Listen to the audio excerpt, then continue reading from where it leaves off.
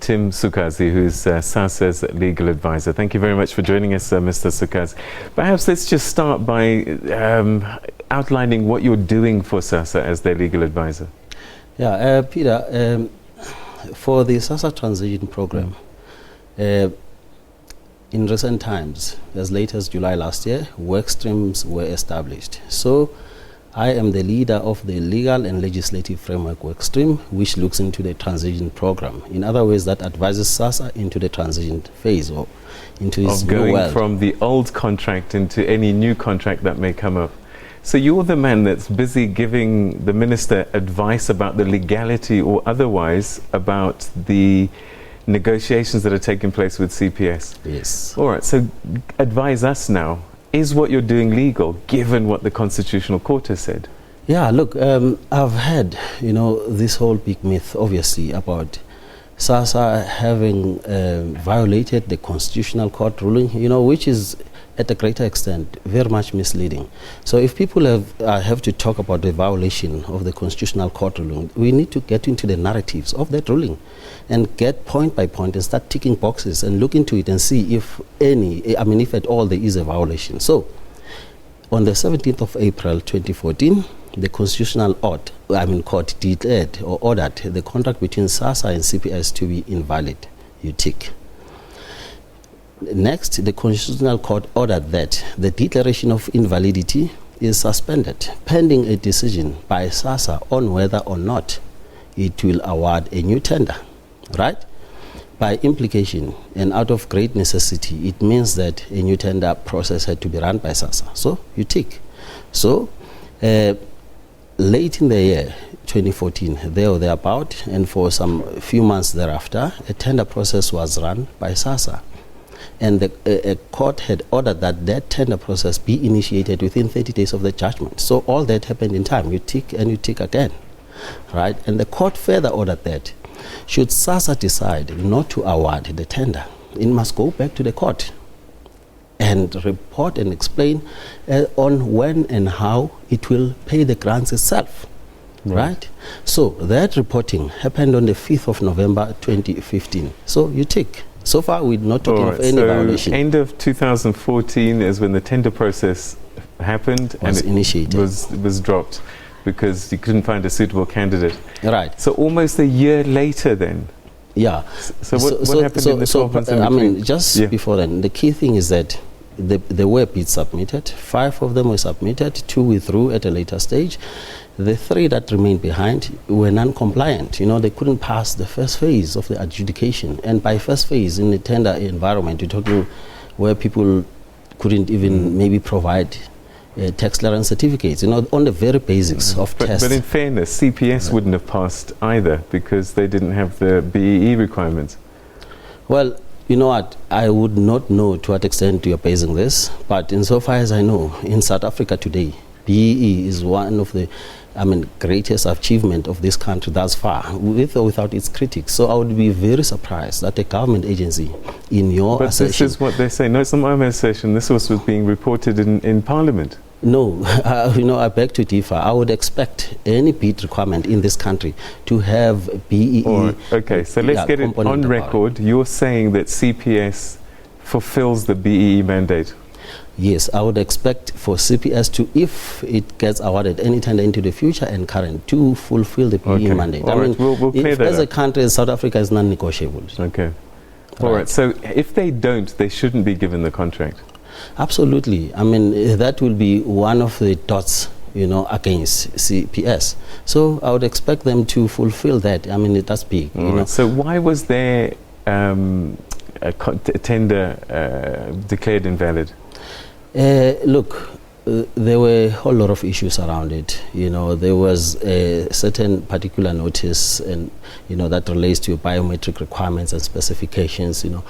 So the company, Allpay, that tendered at the time, felt quite hard done because they were not notified in time of that bid notice too. That specifically requires biometric verification. So CPS happened to be the company that was compliant when it comes to biometric verification. And, in simple terms, biometric for SASSA and its DSD policy is all about proof of life paying the right person at the right time. So the government wants to eliminate fraud, we know.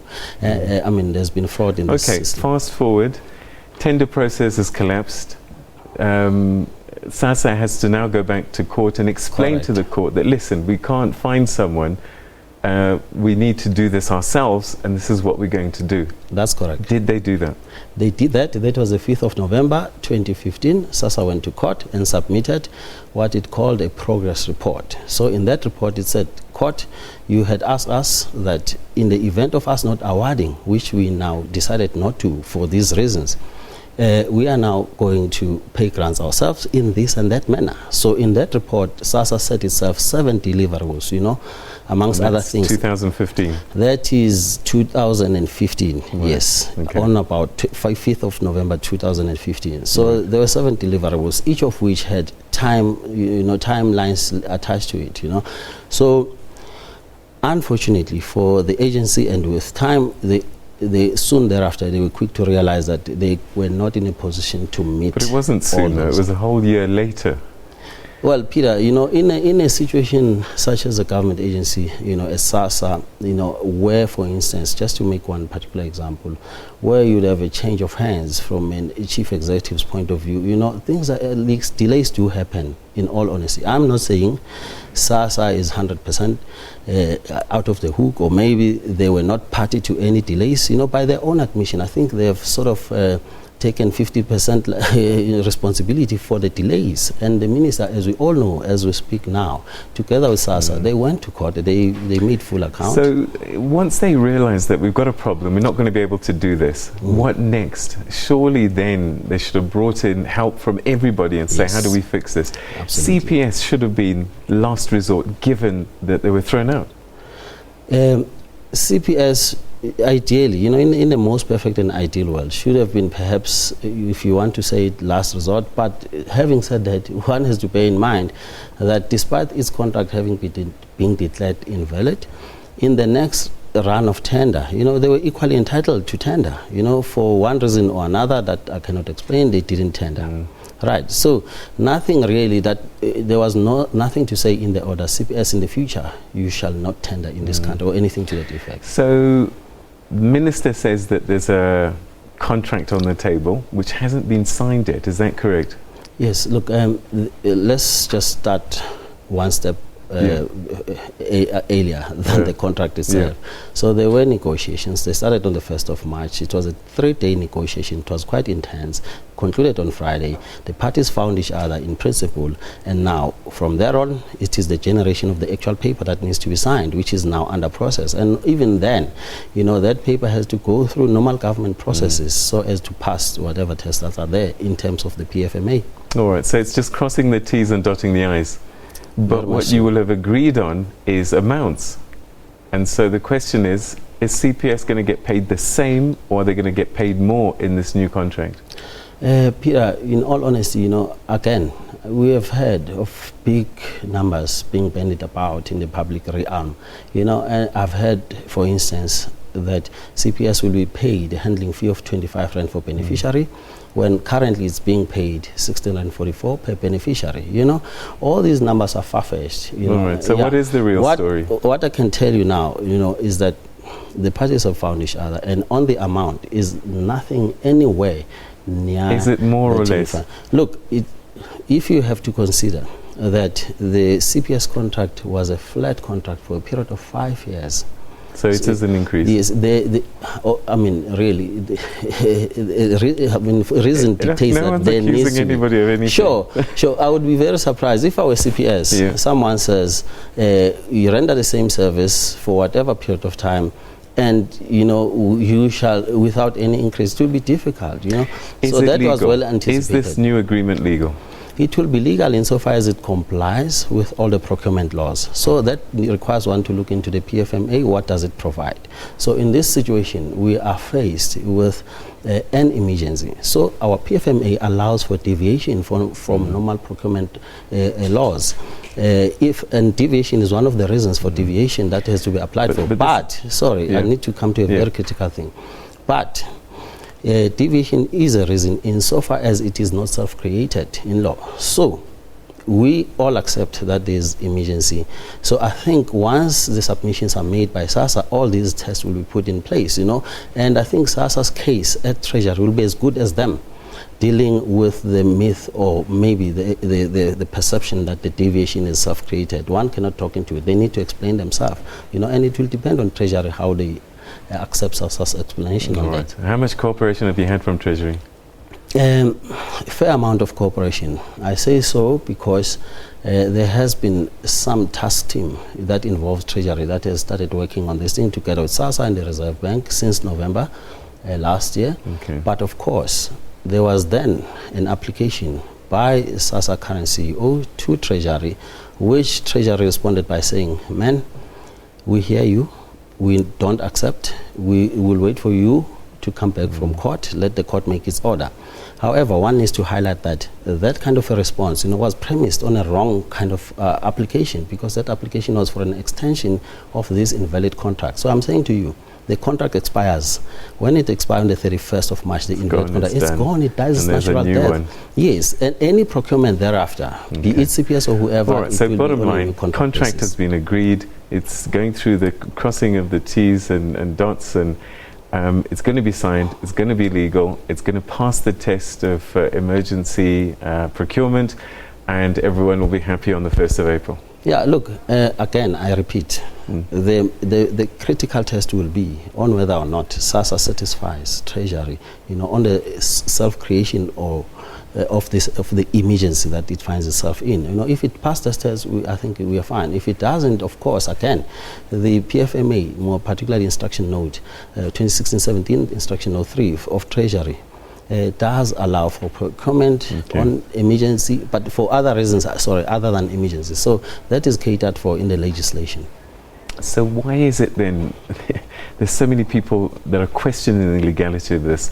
Lawyers, we had a former justice of the Constitutional Court sitting in this very chair saying that he doubts the legality of this, and it could be one of these issues of it may not be in the spirit of the law. Yes.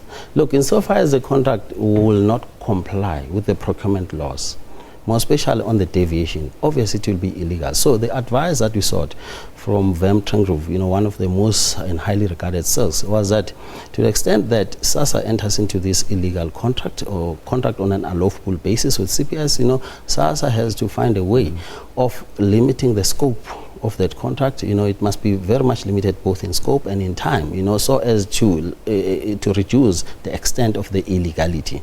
So, but like I said, the big test will be when submissions are made at Treasury, but then the key thing is for grants to be paid, and on the 1st of April. All right. So what are you going to say in court on the 15th? The matter on the 15th, and again, I'm glad that you're raising this, because people seem to be confused on this many actions that are at play currently. So on the 15th, it will be the hearing of the Black Sash application. So in that application, Black Sash wants certain things, SASSA to comply with certain things. So in legal terminology, I would say they want a structural interdict over SASSA. In simple terms, they want the court to reassume its oversight over SASSA on this matter. So SASSA has looked into all what Black Sash is praying for, and to be honest, SASSA is unopposed. SASSA will abide on the 15th. However, there needs to be things that needs to be corrected on the Black Sash application.